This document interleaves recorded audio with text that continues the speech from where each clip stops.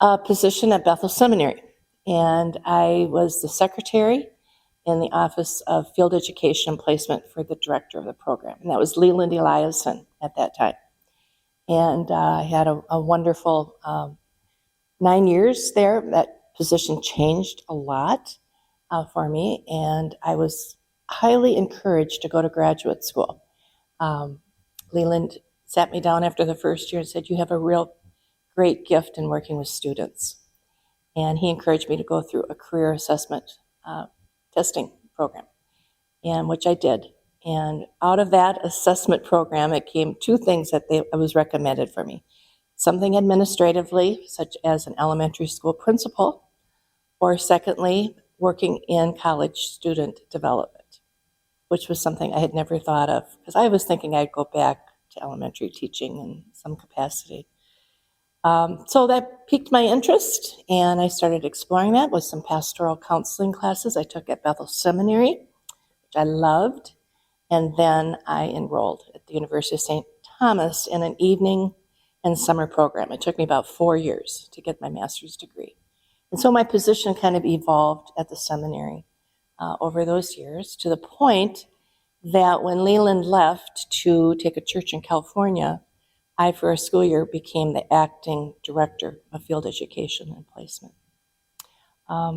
He also empowered me to really do some unusual things. In the summertime, I flew around the country to visit seminary students in their summer internships, and worked with pastors and coached them and the program and how they were to supervise according to Bethel's guidelines at that time, encouraged the seminary student. And then I thirdly, I guess, also worked with a lay committee from a particular church setting who was working with that seminary student to give them that loop of feedback from the perspective of people from the pew. And so we had a whole program, and I would do an in-service for them as well when I visited. So it was really interesting for me to do that, and I felt very affirmed that they wanted me to take that program to our seminary students in their locations around the country. So it was a nice summer break, as well, to do that. So after, of course, that position needed to be filled by somebody with a theological degree and background in ordination.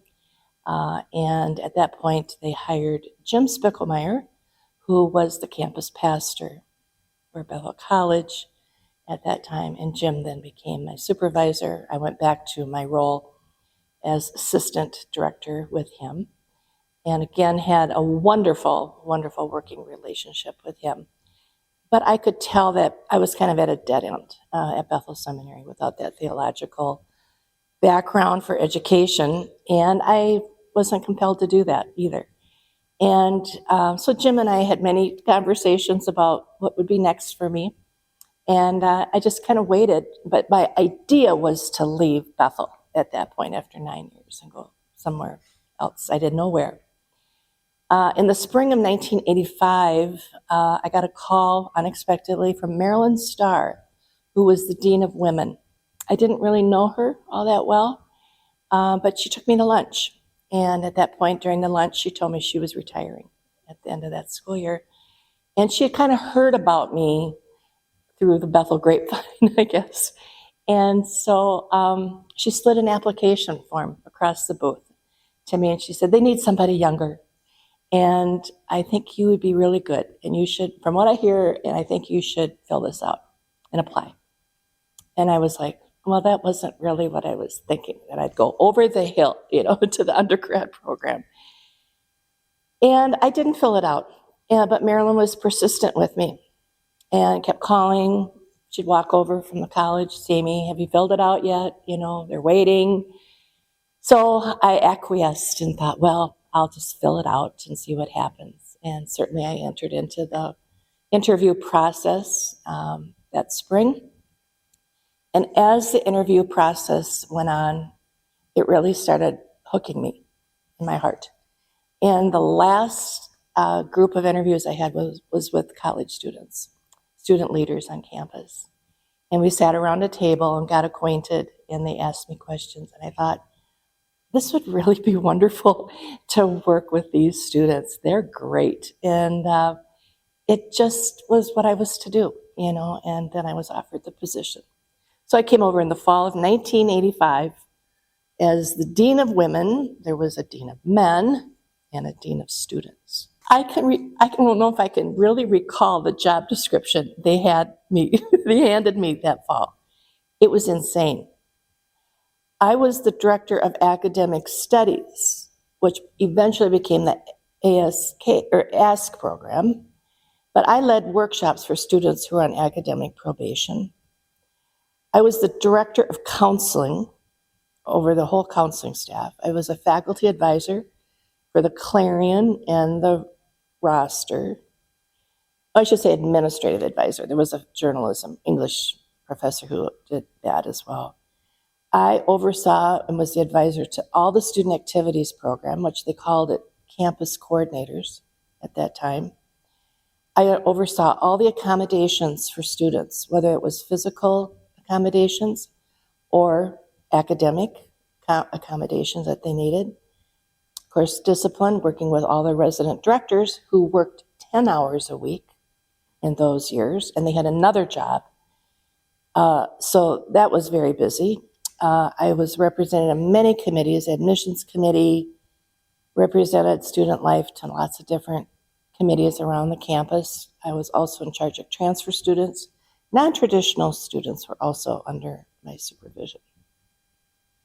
So it was a big thing, and it was like this school was growing so fast that we knew we had to develop some different programs. And so we started taking small steps into an academic enrichment and support center.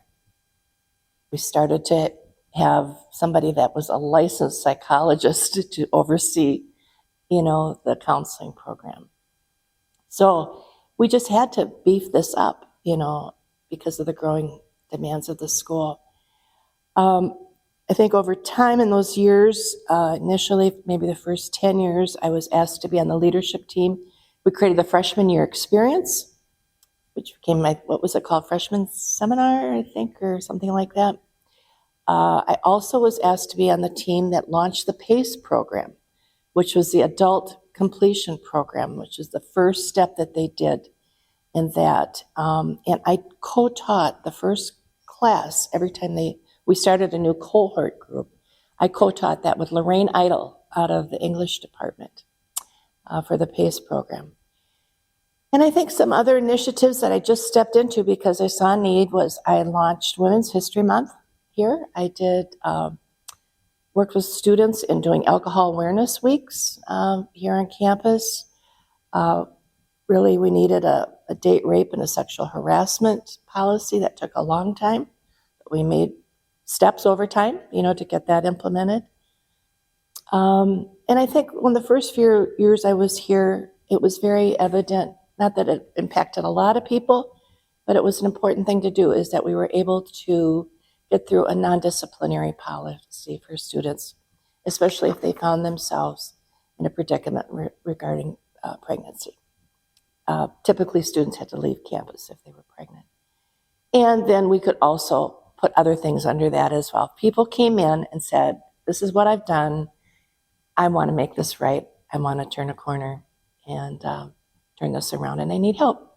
And so we could offer them the shelter, should I say, of a non-disciplinary policy. So I was really pleased that those things were happening, that the hammer wasn't always just going down, but that we could offer grace and a new plan and a new fresh start. I think the years I was here, we had such stability with staff for our department. We just could kind of count on everybody coming back, and they were here. And then there's changes that happen. Judy's retirement in 07 or 08 was a big step away for the leadership. And then there were just some other people that came, and their stints were shorter, and as vice president. And so there was just a turnover of staff, and they just had needs here on campus, and they invited me to come back to my position. But I could do it part-time. I could name my hours. I didn't have all the committee responsibilities. And I just did a lot of supportive triage, I would say, because I know this place so well. When I think of the seminary, I think of Edna Schultz, who was a longtime registrar, amazing woman, administrator. I think her whole career was spent at Bethel Seminary. She was a workforce to deal with, and yet she really found very creative ways to make accommodations and help seminary students who had multiple things, going on. She was also probably one of the first advocates that I really saw for women in ministry. That was a new thing for me. So I've watched her a lot and observed her and had lots of lunches and coffees, with her. And just, I had a lot of respect for Edna.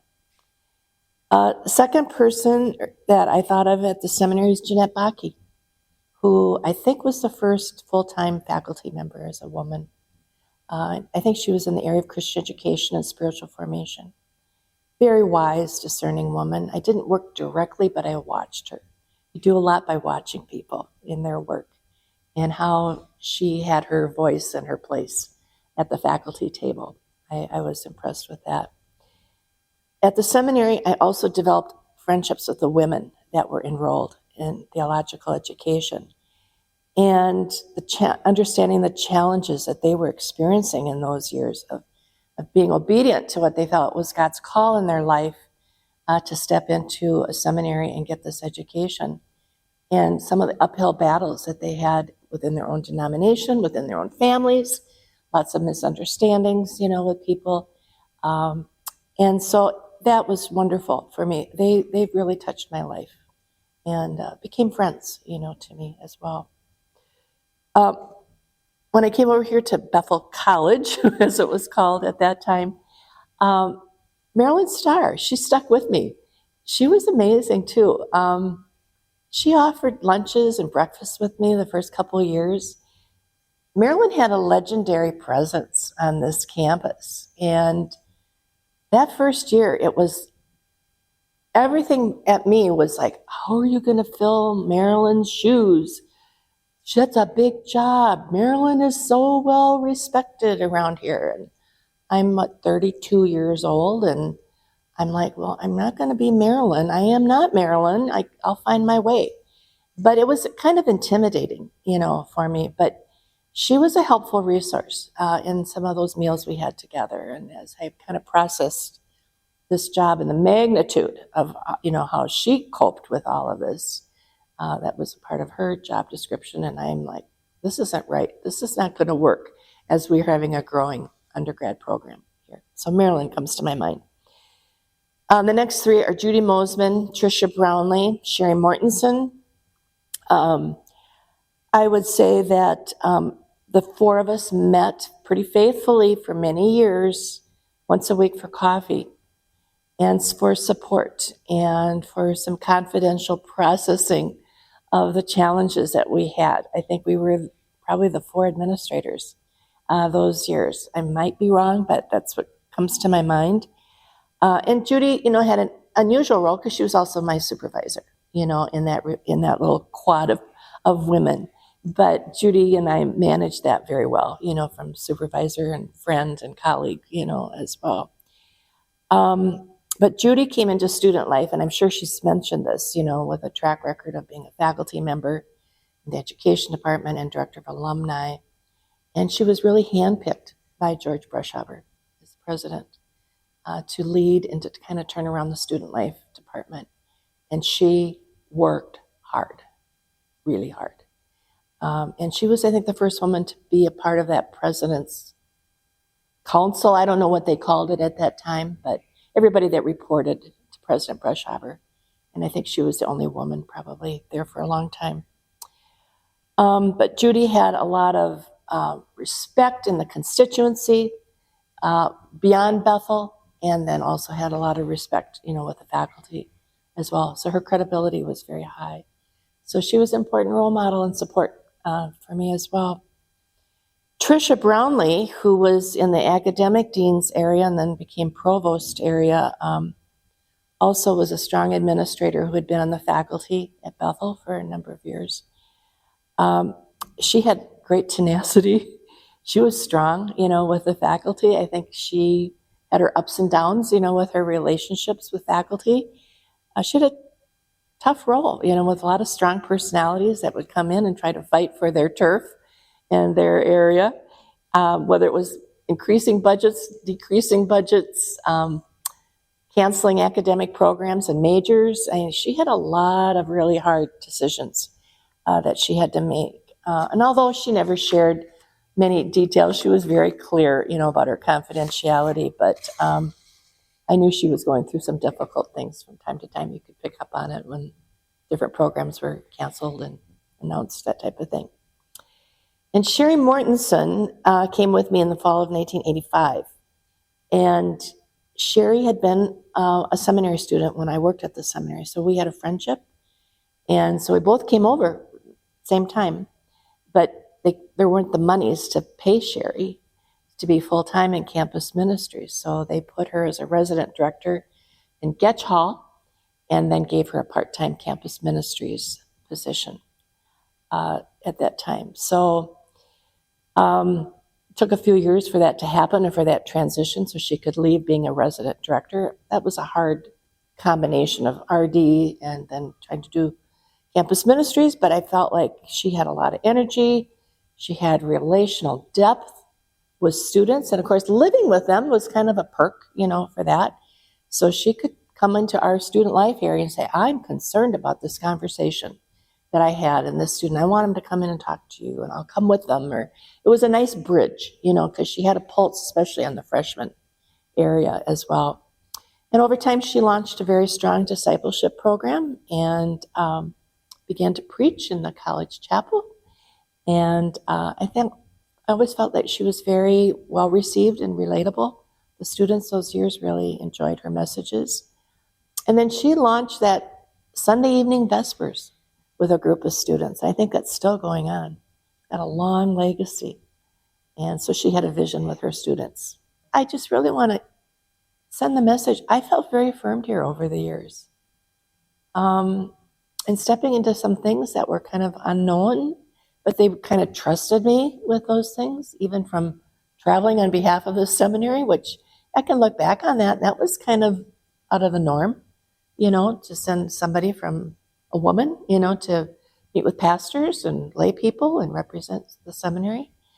So I felt that it was entrusted with a lot of wonderful areas for growth and encouraged to do that, from the get-go. I think you need to do some grad work when I was at the seminary, and that propelled me, to do more and to be more. So I never felt limited. I think other people had different experiences, but I'm very grateful, and feel very blessed that I did not feel that way. I had glaringly challenging times, there's no doubt about it, but you kind of forget about that. You look at the good things and the blessings, that come your way. Most of the women at that time were going in youth direction, and Christian education was a big focus at that time. Then women started to ease into the Master of Divinity, degree program. And so finding placement, for them, what church will take them and what would be their responsibilities.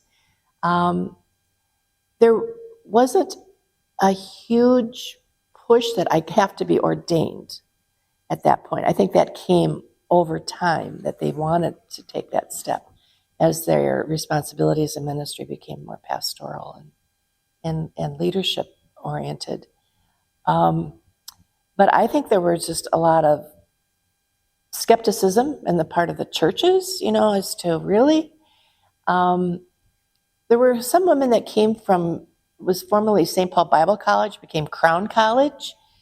And so they had also done some undergrad in Bible. They had done some things, in Christian education. They came with kind of a nice portfolio and wanted to continue to do that, full-time. So even finding full-time employment, they maybe could do something part-time at a church could afford them, but not full-time. There could be places for them in camp settings, Christian camp settings, or other parachurch organizations like Navigators or InterVarsity, or they found different places to do that. So many times their home churches weren't really supportive, as well, sending churches, like, I don't know about this woman in ministry and a woman going to seminary. So there was a lot of heartache. And so we did a lot of support groups for them, activities that were around that whole theme of women in ministry, brought in people to speak into that. Dean of Men, and my understanding is that Dean of Men and Dean of Women were antiquated titles post-World War II in the whole genre of student development work in higher ed. So that kind of dragged on, for a few decades. Don Mortensen was the Dean of Men when I came as Dean of Women. And he had been here at Bethel for a while. And we were really kind of locked into this gender thing, like the women enrolled at the college will see Barb. The men will go talk to Don. And Don and I had lots of discussions about that. We're like, this is not a good model, because there are a lot of times I'm better with the men on some topics that they need to work on, and women need to see Don too. And not that it was always that way, but there was that perception on the campus that I got to go see the dean. Well, I'm a woman, and I got to go to the Barb Martin, kind of a thing. So I think it was 2 years into being dean of, maybe 1 year, that we switched that. And we got rid of those titles, and we both became associate deans. And that was really an important statement to make. Well, it'd have to be 86 or 87, yeah. I think that was with Judy when she came in 87. So we probably worked on that, 87, 88, because I'd had a couple years now under my belt, so to speak. And Don was the same mindset as I was. And we worked on that, probably implementing that maybe the fall of 89. If we worked on it in 87, 88, Judy's first year, when she came on board that school year, and had to put it through the paces. I think it even went up to the board, that we would do that. When I had students that were pregnant before that policy, they had probably had to leave campus for that semester and come back again or something. It is my recollection. I don't know if it's completely perfect. But I did personal advocacy to the dean of students at that time. And just said, I really feel, that they're repentant and they need some grace here. And I knew they would usually have been sent home or whatever. And I mean, that isn't I got a bug here, I'm sorry. It's not like there's a great number of these things happening, every school year, but enough that you just thought, we need to send a different message, You could see higher ed was moving in that direction, just kind of around in the country. We knew that there were instances that would come to our attention, and we really didn't have a place to deal with that. We were kind of making it up as we go, as we found out things. So there needed to be a policy that the whole community knew. These were the guidelines and the ramifications. Jim Koch really worked a lot on that, and I would say in the early 90s. Where I worship now at Calvary, they have women on staff, they have ordained women. It's really a non-issue, so we're just going back, almost 40 years. It's hard to believe for me to say that. Things were just different, that way. One thing that does occur to me that I had wondered about, pay. If women that were single and employed here, was their pay equitable with a man who had a family? Or, it was never, there was no confidence or no announcement that everybody is on the same level, but whether you're married or single, I never questioned it. but I wondered about it. And I trusted. I guess I trusted. You could see that Women's History Month was really becoming a noted thing now, the month of March. And the month of March is really challenging because you've got spring break in the middle of that. And how are you going to launch something and have something with some energy, and momentum? So we decided we'll do what we can. It might be a 2-week, but students, again, are very distracted with midterms, wrapping things up, getting to wherever they want to go for spring break.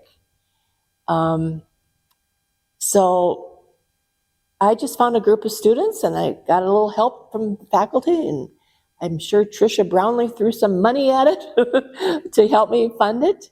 And I just added it, to my life. And so we did some things. We brought in speakers, we had workshops in the residence halls. We had some movie nights. I think Don Postema and I picked out some movies that we showed, that people could come and watch. We always had a big launch. For about 3 years, maybe 4 years, we did a Women's History Month devotional. I don't know if you've ever seen those, but we had had them available for everybody. It was really well done because we had, over the month of March, we had 30 different women at Bethel who wrote a devotional, one for every day.